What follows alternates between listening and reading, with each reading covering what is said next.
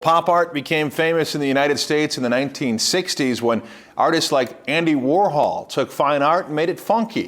For this week's In Focus, Jamil Doneth shows us a Brainerd artist who is taking pop art to a whole new extreme.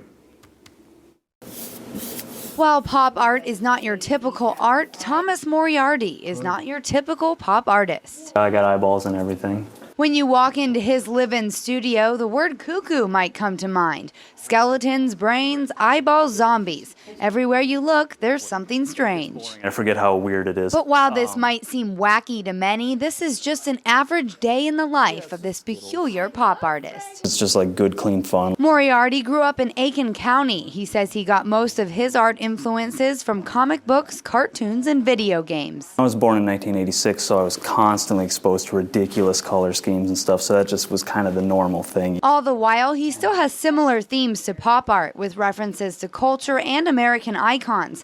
Of course, with his own creative touches, coming up with crazy characters like his most recent creation, the Brain Squid. Unlike I want to do something silly, I want to have a cartoon character, I want to have a comic book character. In addition to his wacky designs, Moriarty also uses some pretty wacky materials to make his art. Here he's recycled a fish scaling board from a garage sale and has a taxidermy fish.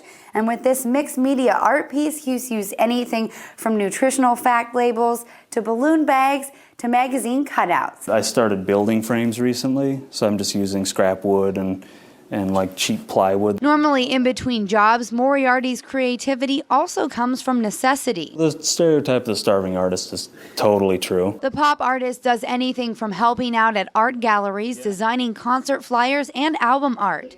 But he doesn't do it for money, just for the love of the craft. I didn't pick out a career that would make me a lot of money. I picked out something that was kind of cool. Cool, cuckoo, creative, or crazy. Either way, it's the wacky, weird, and whimsical that gets this pop artist going. I have the utmost respect for fine art, but it's not necessarily my cup of tea. I think art should be kind of easy to absorb. So if Moriarty had to pick between painting kitschy collages for free or landscapes worth millions, he'd rather be a poor pop artist than a Monet any day.